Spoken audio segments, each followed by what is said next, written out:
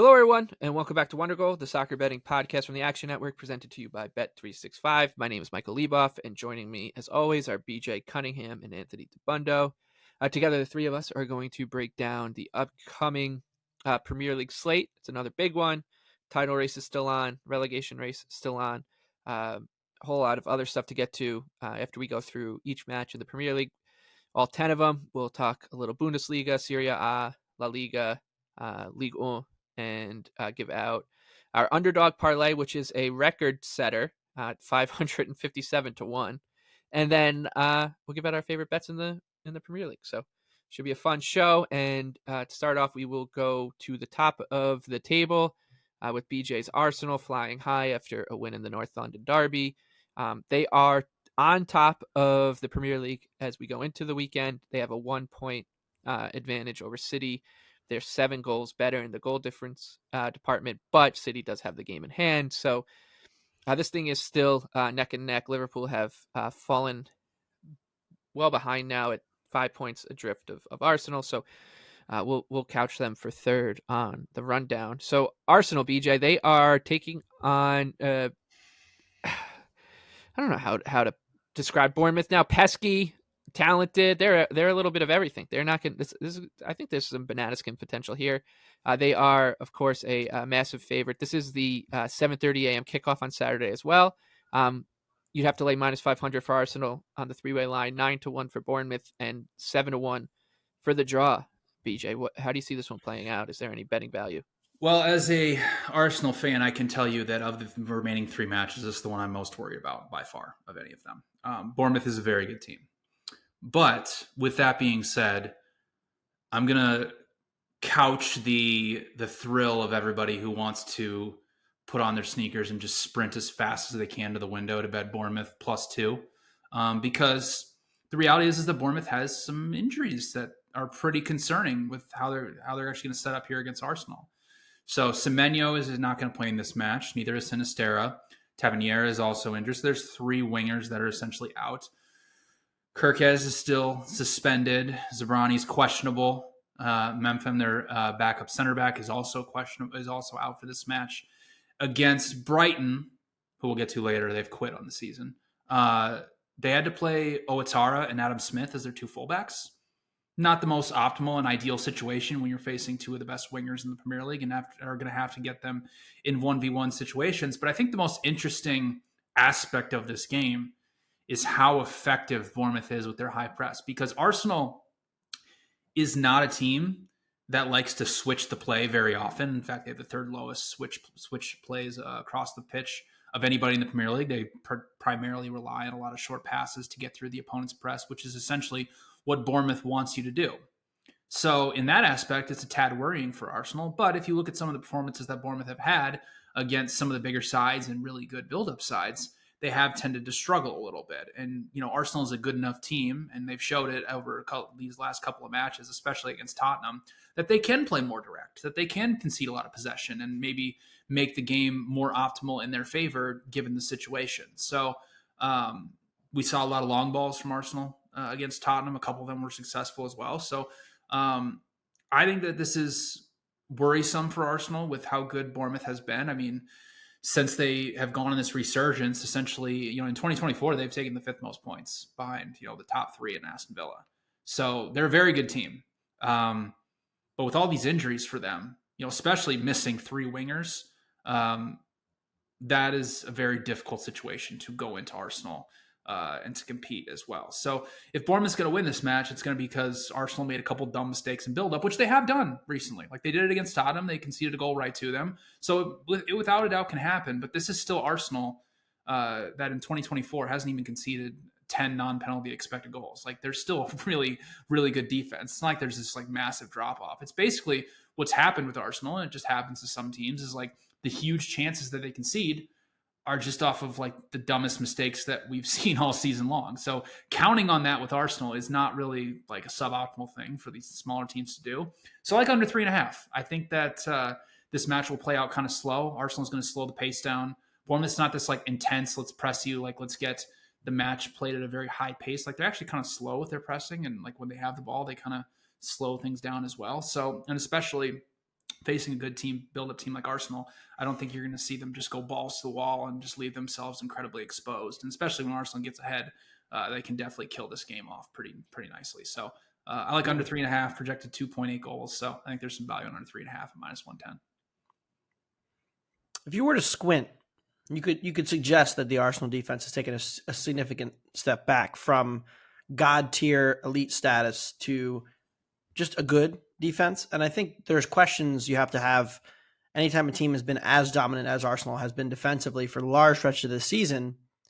How sustainable is it to be that dominant? Obviously, they can be great. They can be elite. They can be the best in the league. And they can also go from, hey, we're maybe not a 0.5 defense, which we were for most of the season. We're more of like a 0.75 defense. And then BJ kind of mentioned it when he talked about the mistakes that have kind of creeped into the game. You know, the Bayern 2 legs stick out, the Villa match, which they controlled for large stretches and then lost control of in the second half and conceded twice.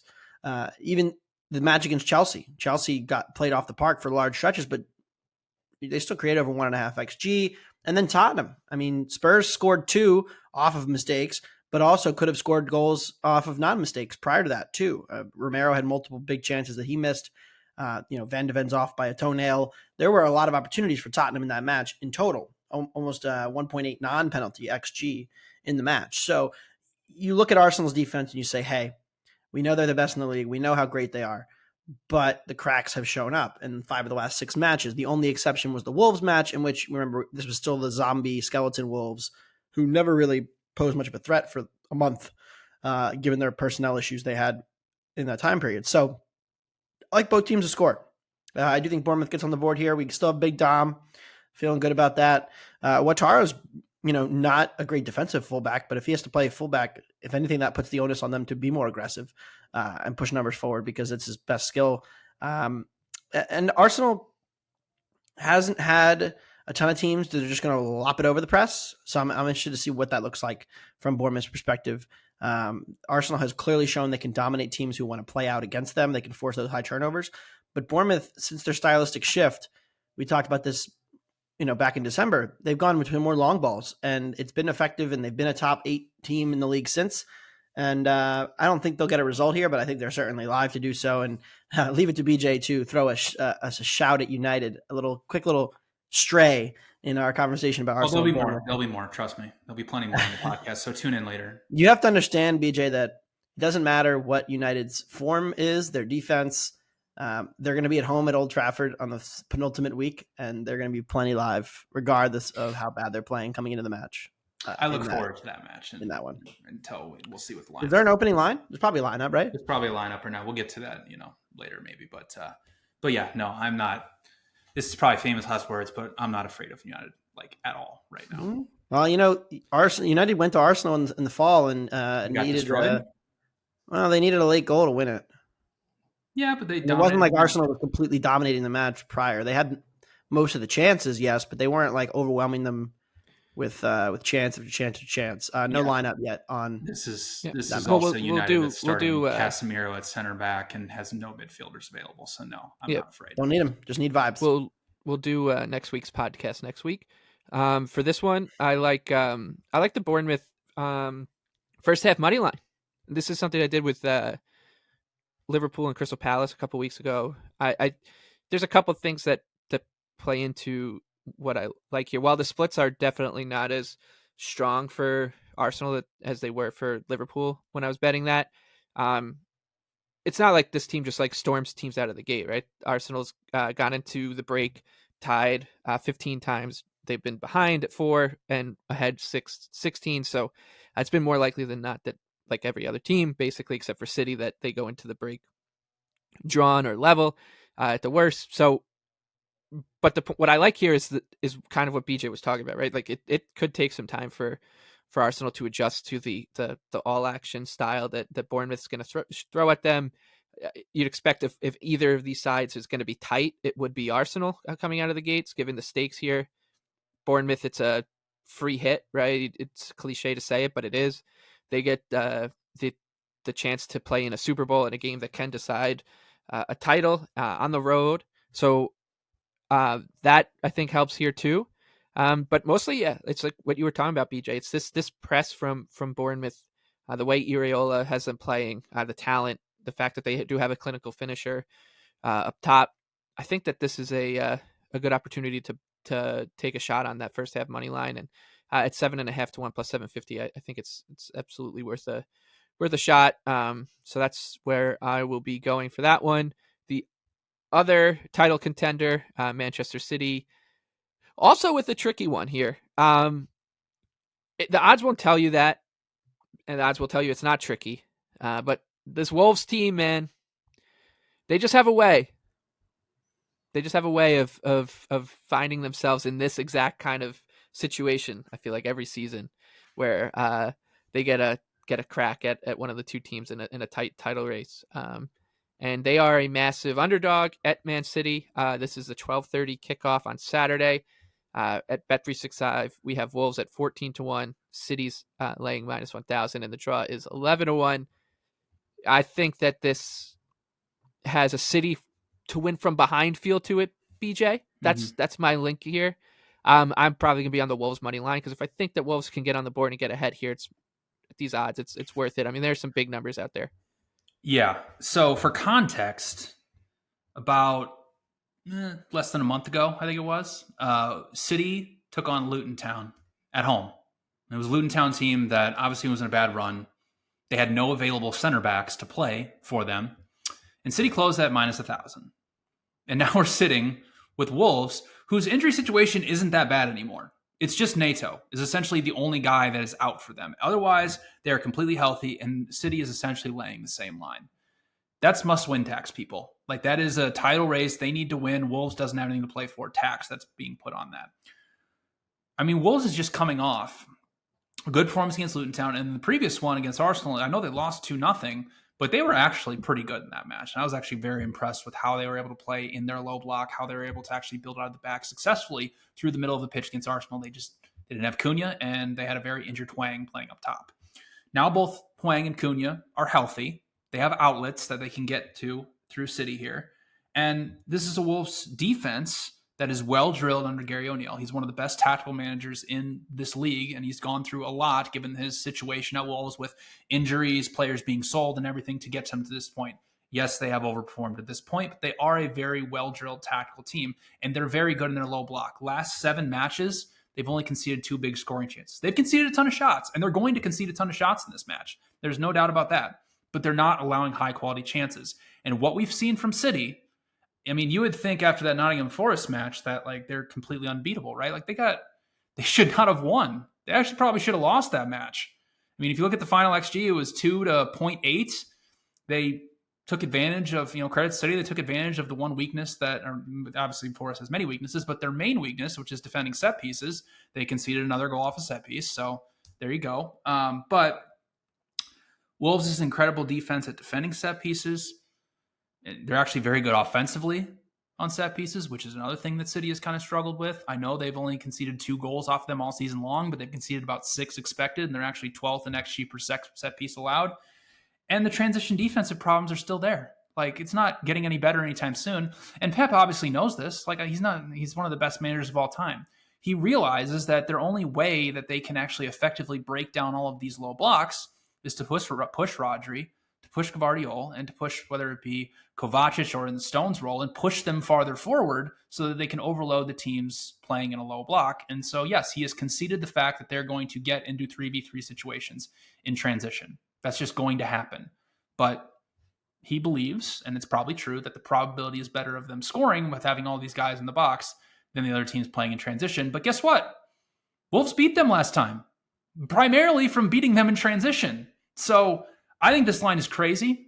I think Wolves is definitely live here to win. I like them on the spread plus 2.5, and I like them to score in this match. They're, you can get the highest plus 125, which I think is also crazy that Luton Town was higher to score against City on the road than Wolves was. So I think this is a slam dunk spot here for Wolves and just a ton of must-win tax on City. Agree. Wolves team total over is my bet here to score plus 125. I don't really understand it. I mean, you mentioned the XG from the last match. It was 2 to 0.8 for Nottingham Forest, which is important to mention. I mean, if you watch that match, at no point did City have any control of it. And I thought it was really fascinating At halftime, they're up 1-0. Guardiola opted to sit Doku and sub him out and bring on Kovacic. And I said to my friend, that's an interesting sub. Like, he really wants control of the match. Let's see how that works. And in the first 5 minutes of the second half, Nottingham Forest had 2 excellent chances to score on the break. It didn't matter. And I think this City team we're seeing right now is kind of similar to what we saw at the end of last year, where they keep winning, so everybody's kind of papering over it and ignoring the cracks. But remember the Everton match, they got outplayed.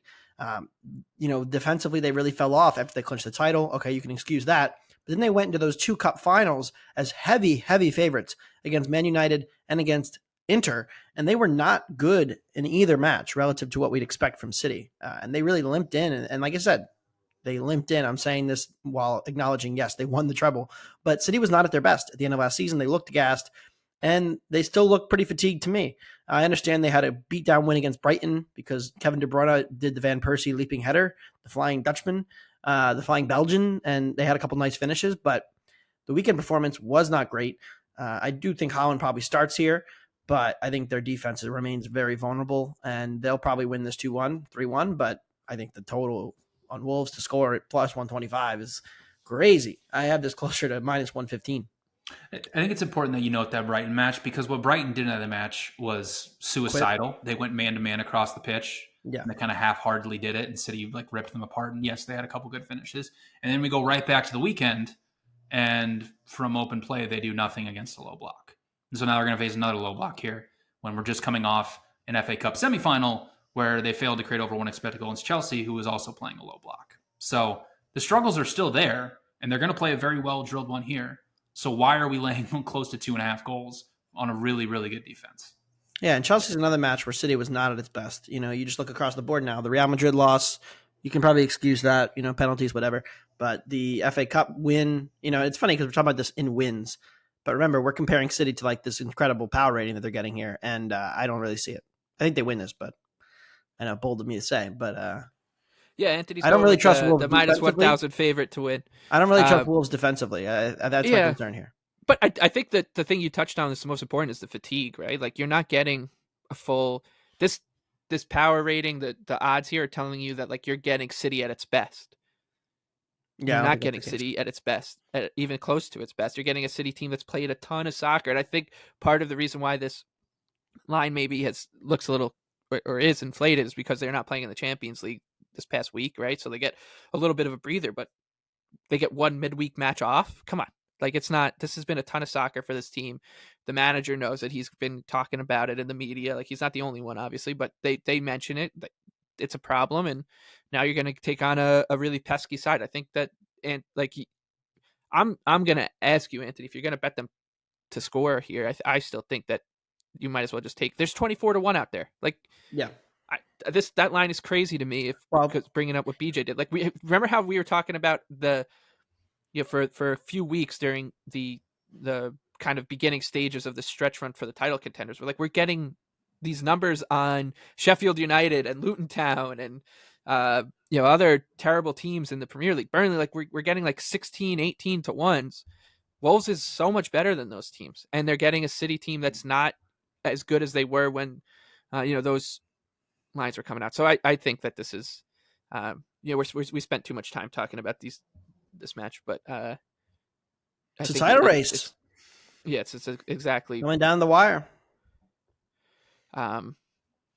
This is like Isner, who?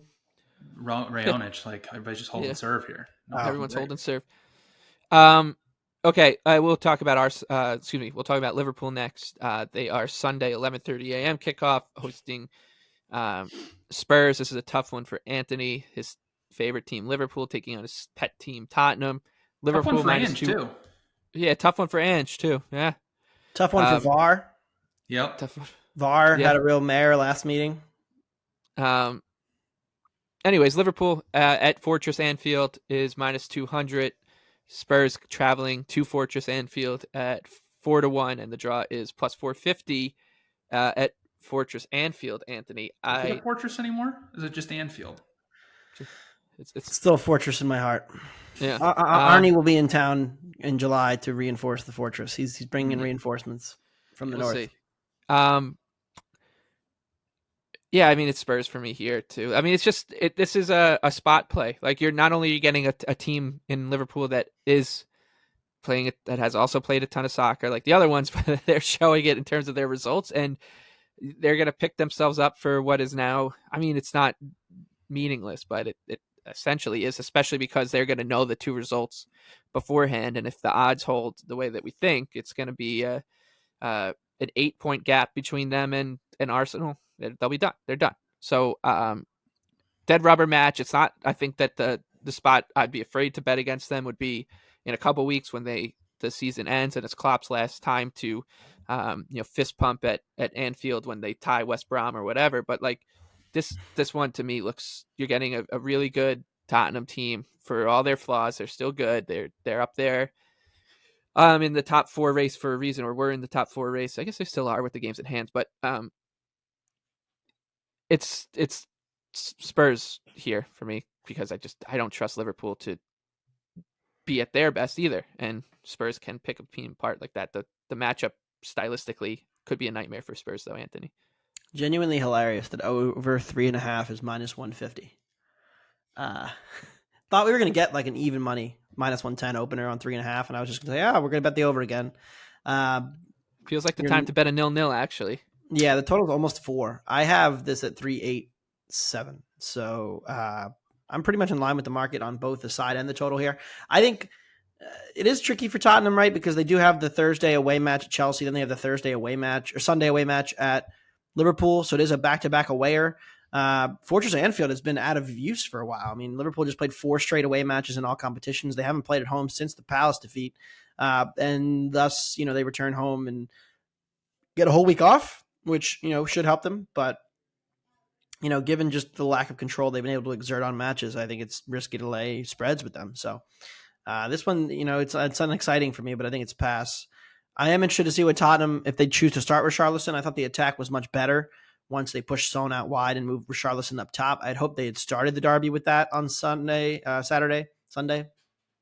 whatever day the derby was. I'd wish they had started it with that because I think it's their best attacking lineup when they push Son out wide and get more shots from Richarlison, and they didn't. But either way, Tottenham's set-piece defensive issues, both teams have set-piece defensive issues that this game just has all the makings of a wide open, back and forth, defending optional kind of match, of which I want no part of the under.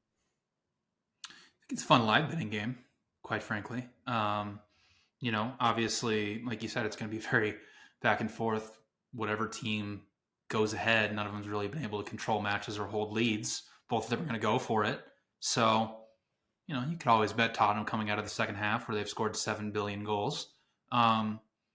So yeah, I mean, like you said, I'm pretty close in line with the market here. I have Liverpool at -164 and the total at 3.8. So there's really just no value for me. Liverpool's obviously falling apart at the seams, Michael, which is very sad to see.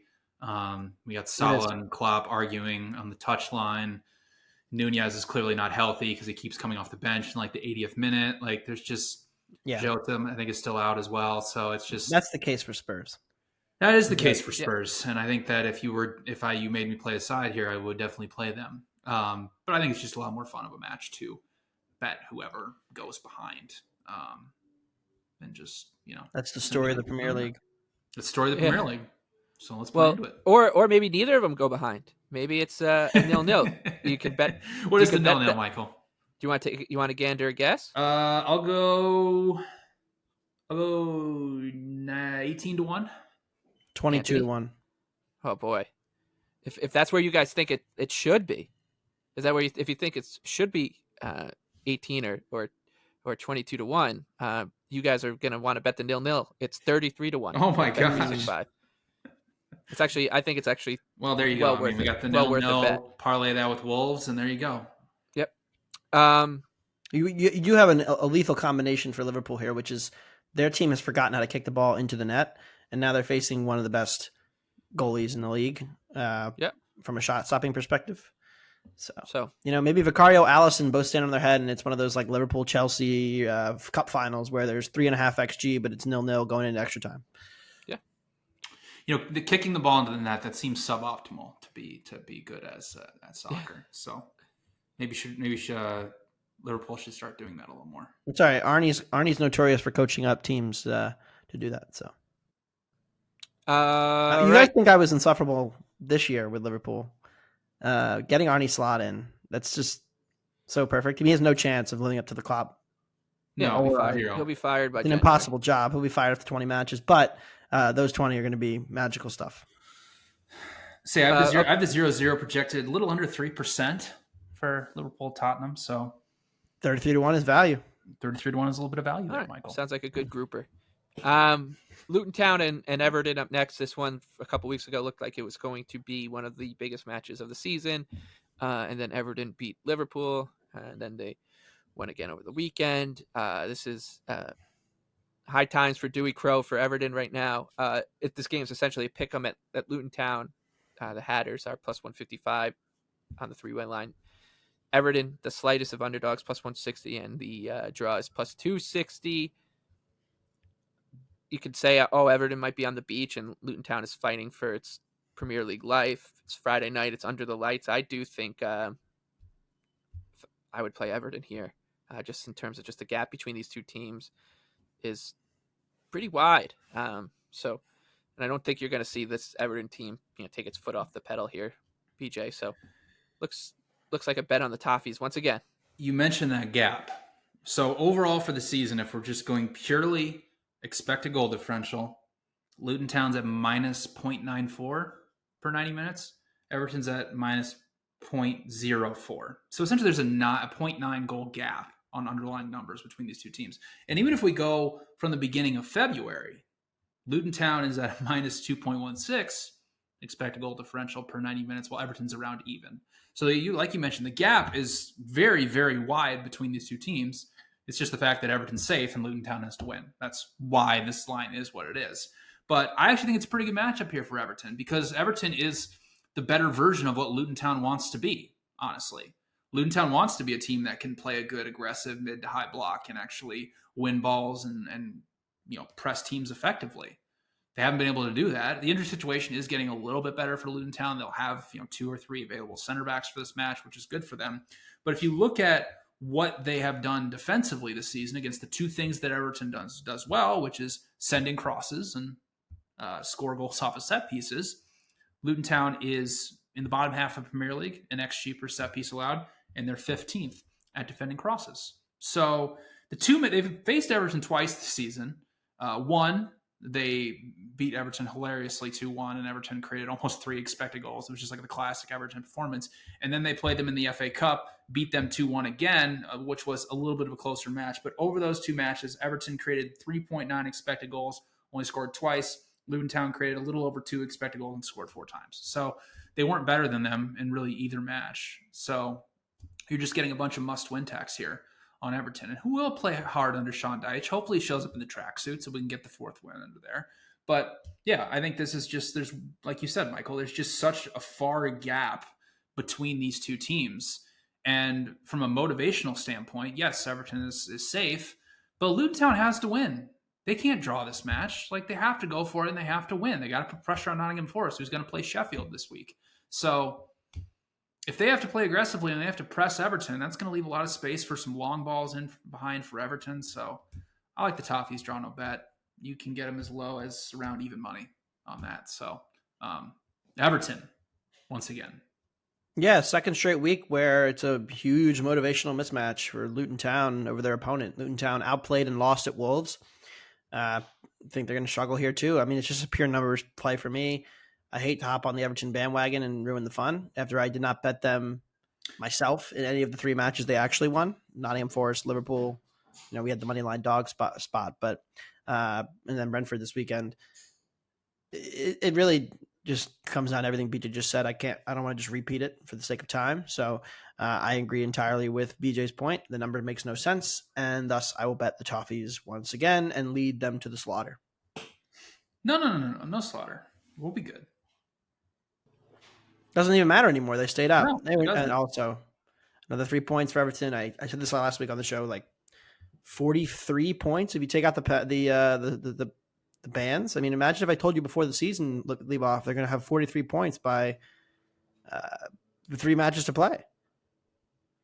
I would say, yeah, sounds like Roberto Martinez's Everton, and Good it's the season. Everton I've been used to for pre Farhad Moshiri. Okay, Anthony, you're the only one with anything for the next match we'll talk about.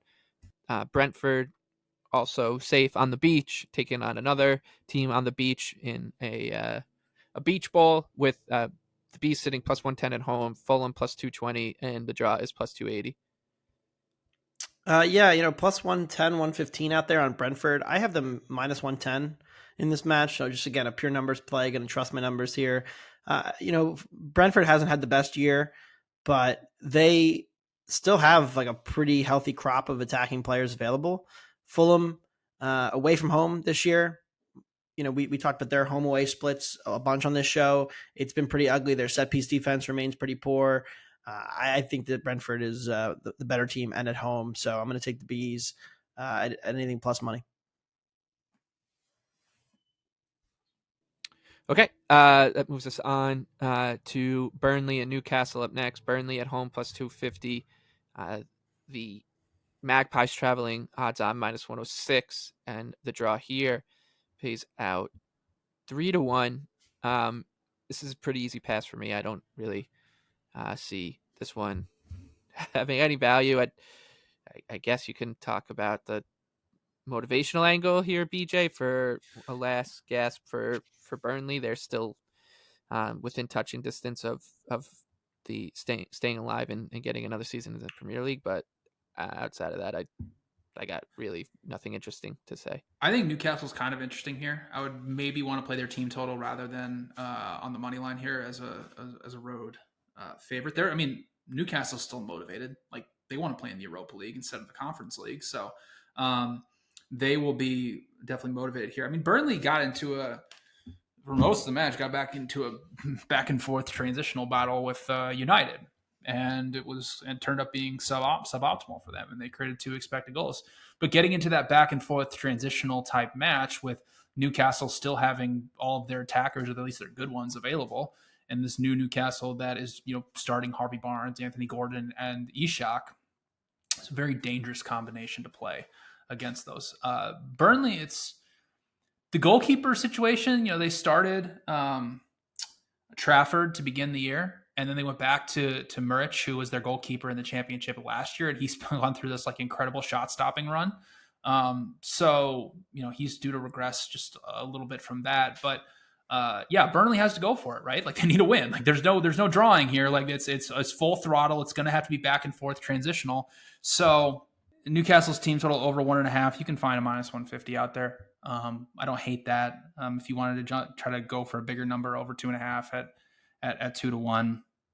I think there's decent value here on Newcastle. I am projecting a little bit of value on their money line, but the injuries across their back line and how they're playing, it's not really suboptimal to backing them as a road favorite. So I could very well see this match ending in something like a 2-2 draw or something like that. So Newcastle team total over 1.5 minus 150 would be my play here if I were to play anything. Callum Wilson coming off the bench too last week. Him getting back to fitness is just another boost. I mean, they play Isak for 60 minutes and they bring on Wilson and for 30, and it's like pretty good attacking production. Also, I might have to say this Golden Boot race is starting to heat up, and I'm not going to say that Ishak is live, but he might be live. What were his preseason odds? 40. Wow. Yeah. He's 2 behind right now. But he has 19. He has 19. He got 2 against Sheffield United. Haaland's at 21. Haaland's at 21. Palmer's at 20. It's live. It's live. And I will say this. Newcastle. One more thing I want to mention. I put it out on Twitter, and I won't bore the people, but I did play Newcastle top 6 at plus 110. If you look at their schedule to finish the season, it's actually not as bad comparatively to what United is. They also have a game in hand, so that's another future if you want it. Those two teams will play each other at Old Trafford. Correct. In the final midweek of the year, a makeup match. So correct. that brings us to a massive game for Nottingham Forest. It's at Sheffield United, who are already relegated. The Blades are plus 375. The Tricky Trees are a big minus 154 favorite on the three-way line. The draw here is plus 320. Lean very. We like kind of generally like what Forest has been doing from a prospect underlying perspective. That hasn't changed really, but this looks like too big a price to pay, Anthony. Oh, 100%. Yeah, I mean, now it's funny because Sheffield has nothing to play for. It's pretty. It is over, but the market knows that, and the market has kind of adjusted accordingly. There's a full goal difference in true quality between these teams. Could even make it closer to a quarter and a half, a goal and a quarter. Excuse me. So the number I have it around minus 145. So I like. Forest's attack is just not good enough to warrant laying this much of a price, especially given that Sheffield, as bad as their defense is, and they're probably going to cross the 100 goals in this match conceded. They're at 97. They have a good chance to get to 100 here. If not, they will next match. Their attack has not been terrible recently. I mean, they got multiple goals at United. They got a bunch of chances against Newcastle. Barrington Diaz and has given them some spark. Hammer's been decent. Like, they've gotten good production. They've shuffled through attackers so much this season that they found some semblance of an attack. But maybe they're interesting to score. But the Forest, they're just not explosive enough to warrant this price as a huge road favorite in a desperation spot where all of the pressure is on them. And that's the thing too. You talk about motivation. It works in both ways too, though, because it's pressure. And sometimes teams don't perform up to par under those pressure situations. It's definitely tricky for Nottingham Forest, but we could they honestly just could put the relegation battle to bed this week if they just win and Luton loses. Well, if they win and Newcastle wins, then it gets pretty and Everton, then it's pretty much over. But the thing is, they go to Burnley on the final day. They do, and that's gonna. Burnley's 2 points behind them.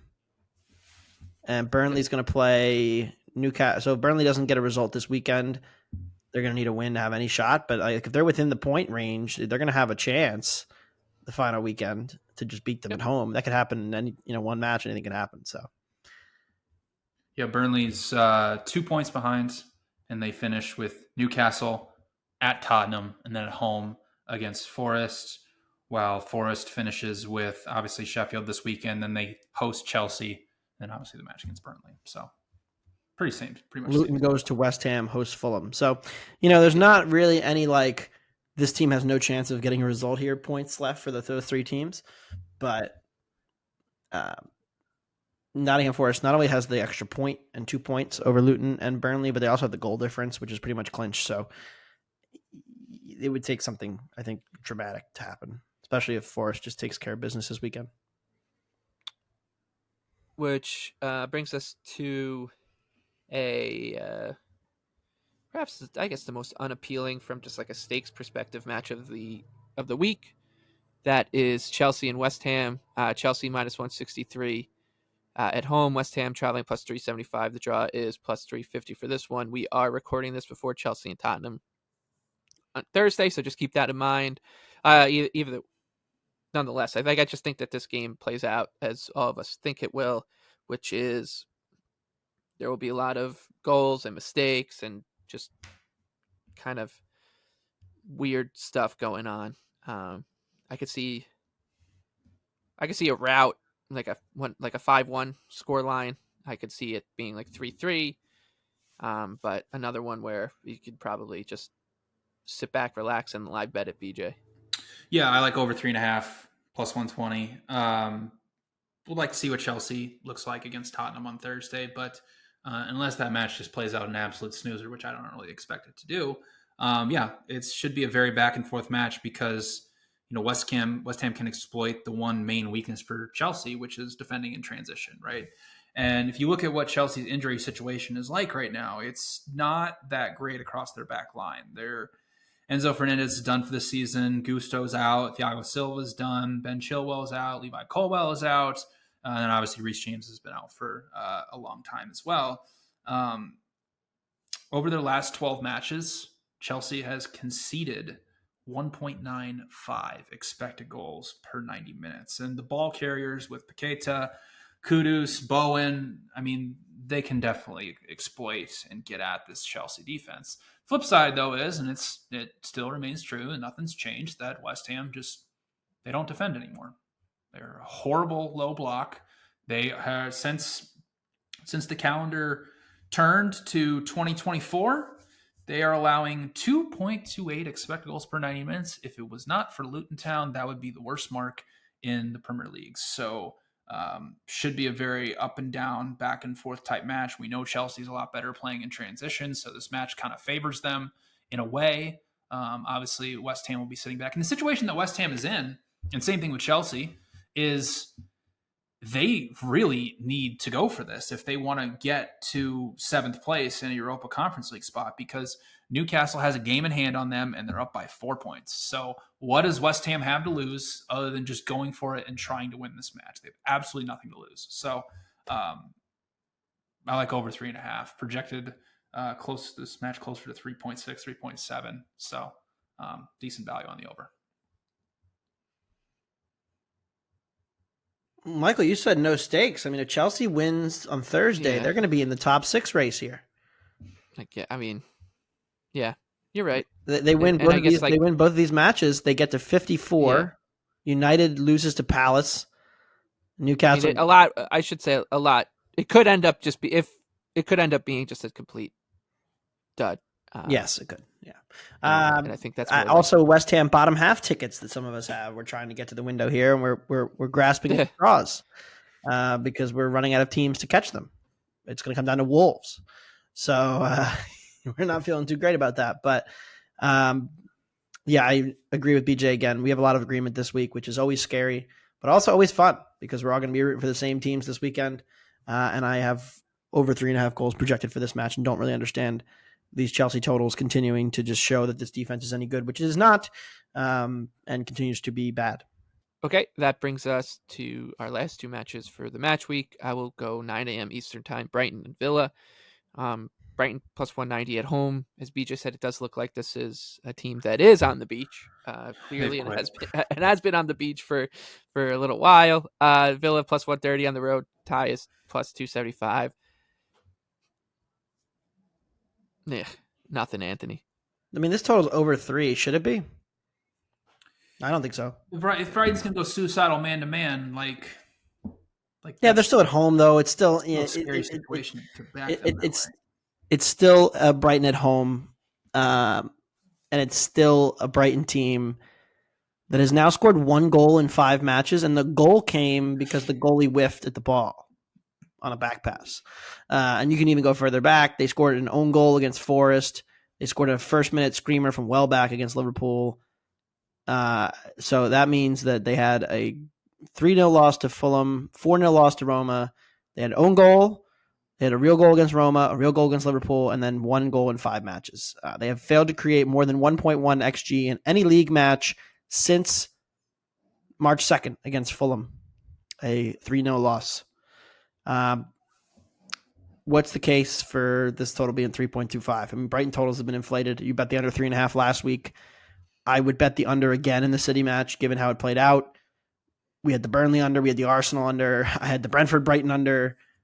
Liverpool Brighton under. I mean, just back to the well. This team is completely cooked.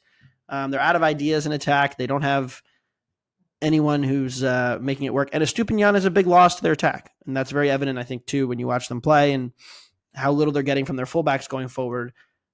That was the way to make up for the fact that their best wingers were hurt, and now they're both out, and now the fullbacks are out, and it's just a whole lot of mediocrity from Brighton. They pass the ball around, they play nice football, and then they eventually lose possession before they ever get in any dangerous area. It's very Potter Brighton at the beginning of the season before he left, and then they became this supernova under De Zerbi.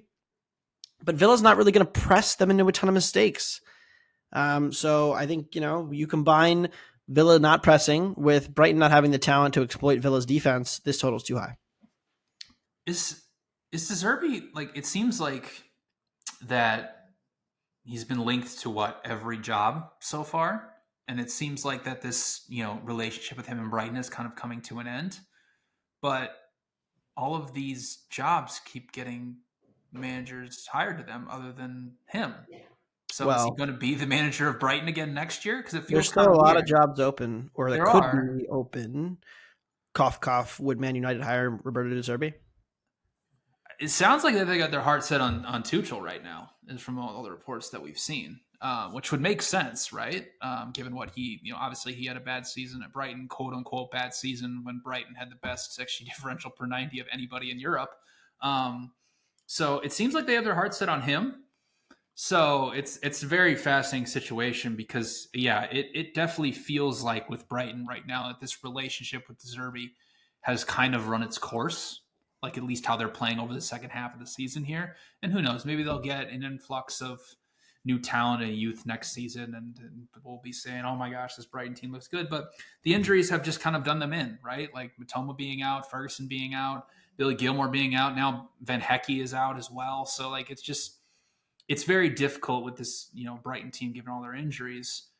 But it's a terrible spot for Villa too. Like they're coming off a match on Thursday against Olympiacos. They're terrible on the road.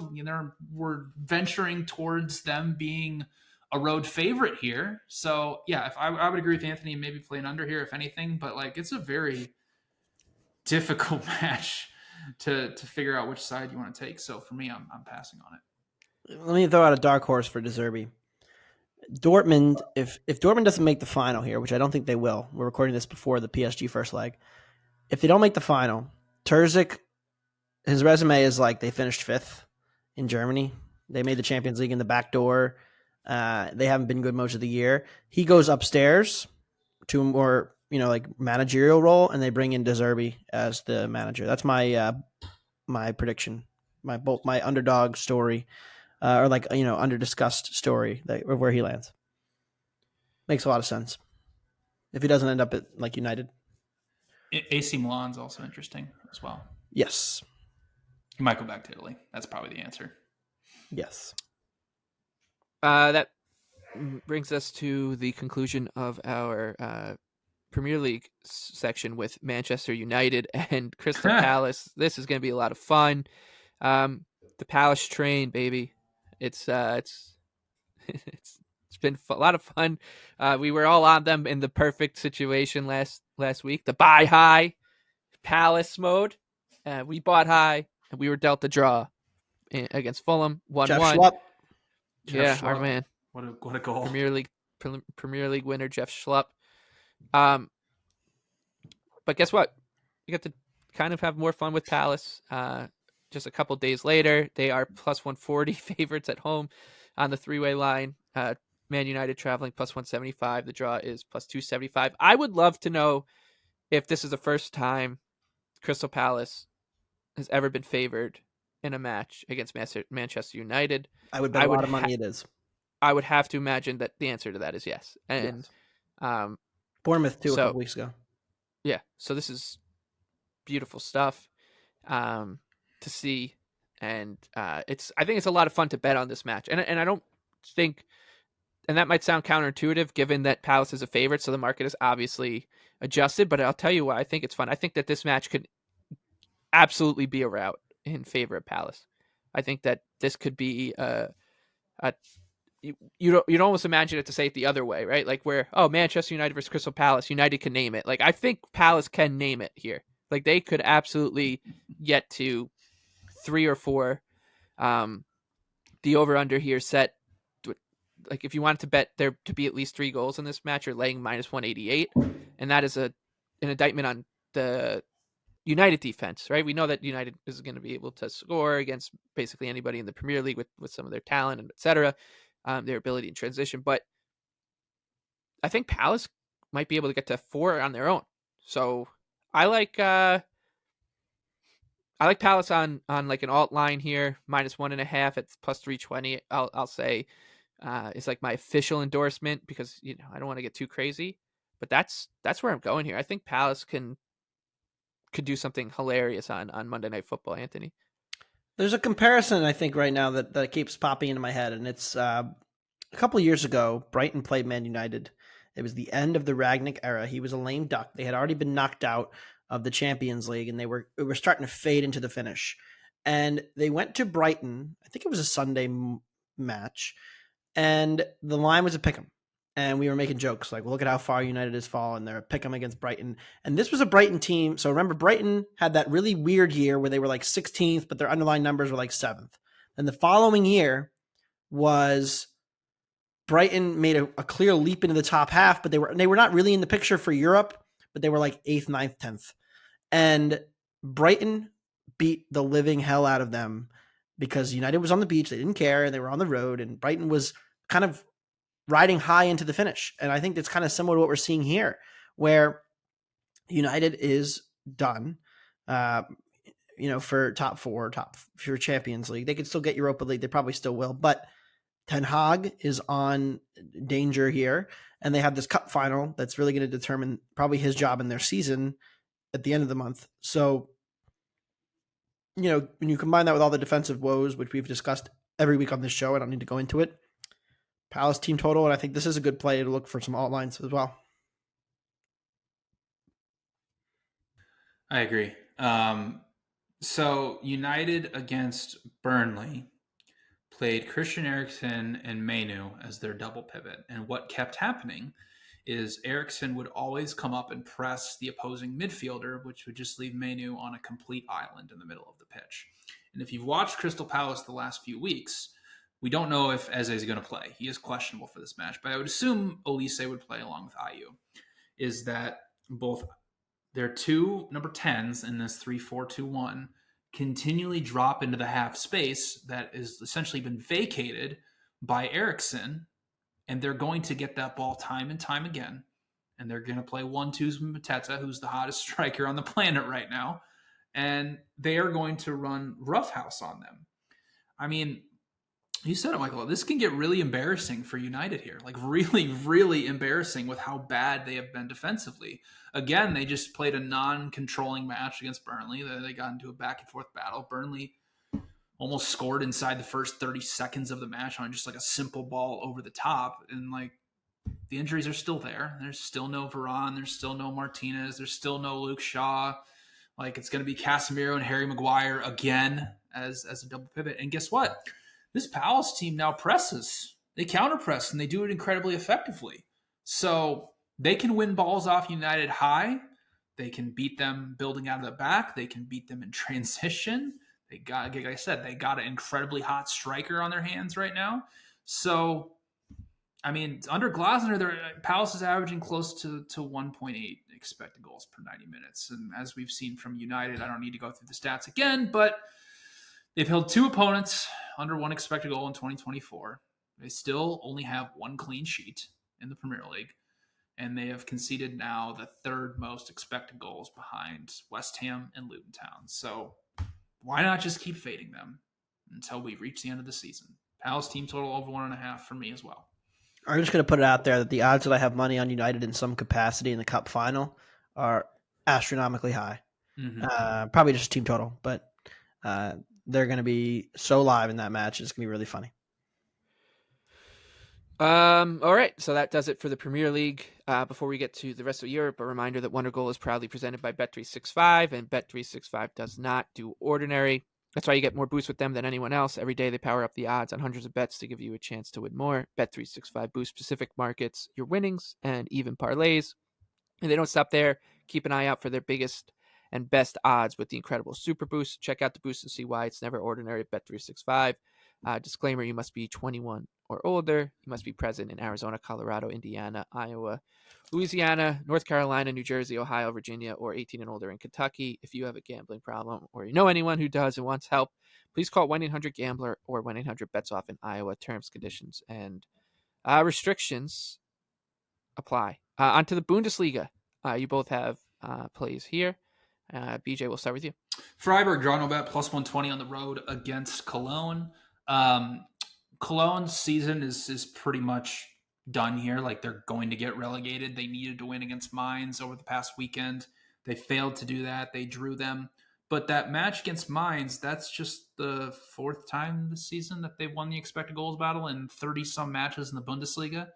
there really hasn't been like a consistent run of performances here that would get them to essentially being, a plus 125 favorite against a Freiburg team that's still battling for a Europa League spot. And it's a Freiburg team that's been playing pretty good over the recent matches. They just lost to Wolfsburg over the weekend, created over 2 expected goals, should have won that match. So this is a pretty simple team that needs to win to get out of relegation zone tax against a team that's still playing for something. So, obviously the underlying numbers for Freiburg are significantly better than Cologne over the full season. So Freiburg, draw no bet, plus 120. I'm going to take Werder Bremen against my Gladbach boys at plus 130. Werder Bremen, for me, projected as the better team, much better defensively than Gladbach.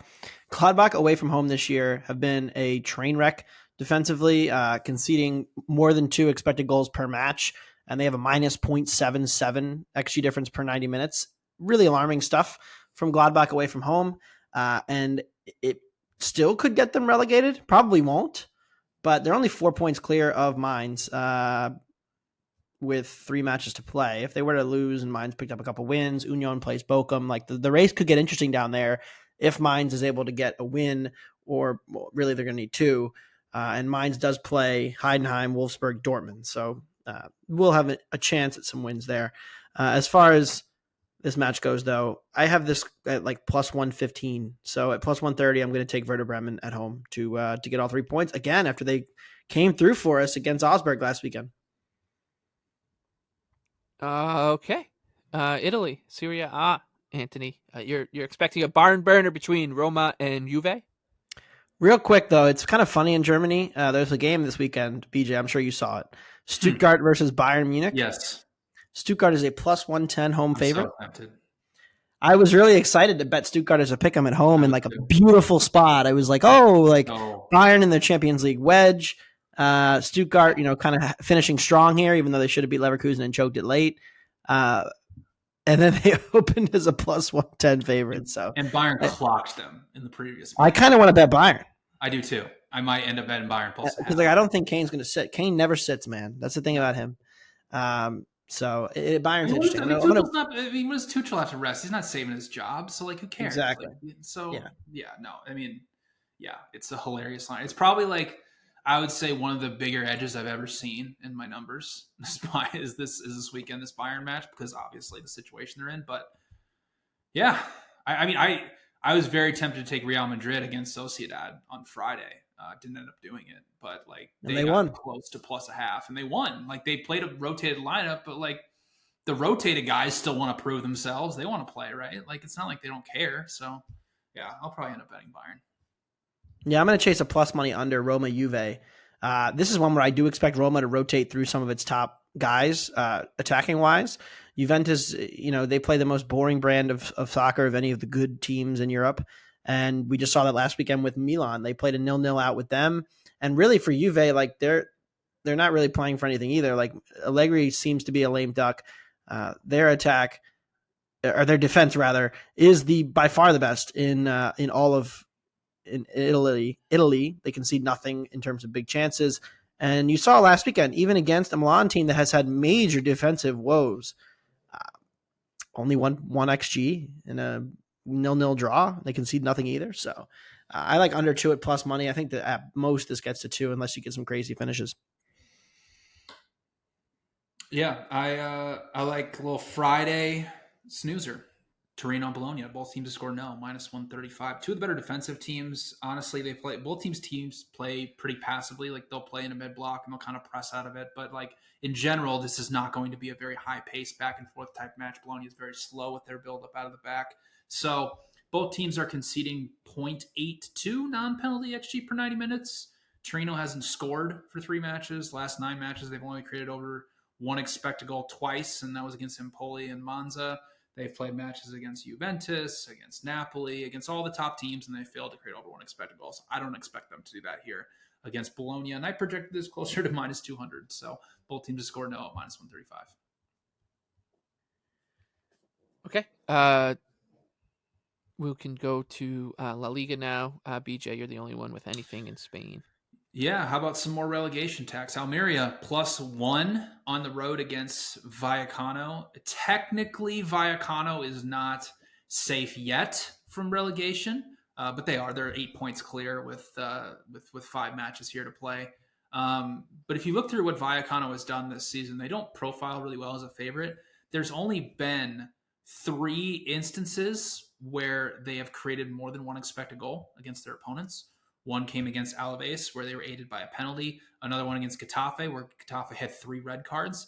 And then a snoozy Monday night match against Celta Vigo, who did nothing offensively, and Vallecano taking like 20 shots and creating just like 1.2 expected goals. So it's not a great scenario for them as a favorite, especially laying a full goal here at home. If you look through their recent performances, they haven't really blown anybody out. And I mean, the thing about these teams, Michael, that have already been relegated is like, yes, you could say they don't care, but all of these guys are battling for jobs, whether it be in La Liga, Bundesliga, whatever it might be throughout the next season. Like, they don't want to go down and play in the second division. So I like Almeria here, +1. I think it's an inflated line for a team that's already been relegated, playing a team that, quote unquote, needs to win.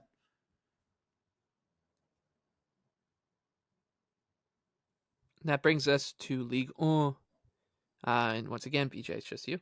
Yeah, Lille -115 at home against Lyon. You know, it's funny how results can kind of skew your perception of teams, because if you look at Lyon, they had this horrible start to the season where they were in the relegation zone. They had only won 1 match really through essentially till we got to December. Then from December 10th on, they have taken the most points of anybody in Ligue 1 behind only PSG, or excuse me, with PSG. But if you look over that time frame, they only have around a +4 non-penalty expected goal differential, whereas Lille is double that. They're like a +8.5. So the performances, the results have been good for Lyon, but it's a team that just doesn't defend. If you watch their match against PSG, they just got roughhoused, basically just got pinned in their own final third. Lille can do that to them. They're a really good pressing team. They're the best defensive team across Ligue 1 in terms of giving up shots, box entries, all that good stuff. So I think it's a suppressed line here for a Lyon team that has played much better, but in terms of results, but the underlying metrics have not been better than their opponents they're facing. Yeah, I always love Lille. We need a win here for our top 4. We do. I have. All right, good news. That brings us to our 3-leg underdog parlay. The season's winding down, so we're going to make sure that these are worth your while. From here on out, and BJ, you're doing the heavy lifting here. Yep. It is a massive, massive ticket that will almost certainly win. 555 to 1 is what this thing's going to come out to, or thereabouts. So this is how we won our 200 to 1, right? We had to take a giant shot against Manchester City. So that's what I'm doing here. And it's Wolves 25 to 1. I already spoke about it earlier, but we are getting a must-win tax inflated line on Manchester City against a Wolves team that is really good. And the injury situation has actually been improving. Pedro Neto is really the only notable guy that's going to miss this match. They have all of their great defenders and midfielders, good ball stoppers in the middle of the pitch. And what we've seen from Manchester City is that they've struggled against good low blocks recently. You know, even if we go back to the match against Arsenal, like Arsenal played basically handed them a ball, played a good mid block, and they failed to create a 1 expected goal. Same thing against Chelsea. Same thing against Nottingham Forest. So I think Wolves is definitely live here. They beat City earlier this season, primarily exploiting their one weakness, which is defending in transition. So Cunha and Hwang will definitely be live to score in this match. So let's do it. Wolves 25 to 1. Mallorca has only conceded 13 goals at home all year, 16 matches. They have the second best underlying defensive numbers at home. It's the island, man. It's tough to go play there. And they are +280 at home against Atletico Madrid there. I think their defense, when playing at home, is so good that they turn every match into just like decided by a set piece or two. And they're not a very explosive team, but I think they're live at home against Atleti as the season winds down. Atleti's like pretty safe for top 4. They're a little inflated, I think, because of that top 4 chase, but I like Mallorca. All right, Wolves, Mallorca, and I'll go Spurs here. This is just a shot against the Liverpool team, who I think might be at the end of their rope. Fatigue, just lack of stakes, I guess, is going to be setting in, and Spurs are a really good team. So I think that even on the road, Tottenham is worth a shot here to give us a parlay that pays out 555 to 1. So would be a nice hit. To say the very least. All right, on to our favorite bets for the Premier League this weekend. Anthony, you can go first here. Wolves, team total over a half at plus 125 against Manchester City. We've seen this for the last few weeks. The City defense is vulnerable. They will be conceding goals down the stretch run. And even if they outscore everybody and still go on to win the title, it's not going to be easy because their pressing is off and they look a little bit leggy and they're struggling to keep control. And you're seeing Guardiola even make tactical in-match tweaks to try to regain control and still failing to do it. So I think Wolves are live to score here. They're getting healthier. I think they lose, but they score. All right. For me, I like the Crystal Palace alt line of -1.5 at plus 320. I think if Palace wins this game against Manchester United, it's because that they just overrun that incredibly leaky defense that the Red Devils have. This is a team that has very confusing signals throughout the entire season, United, and the way Palace has been trending up under the new manager, Oliver Glasner. I do think that they have the kind of the tactician to get the most out of their talented playmaking and finishing players in the ranks. So I think that they actually have a chance to go to 3, 4, maybe even 5 goals against this United defense on Monday Night Football. So -1.5 on Palace for me, BJ.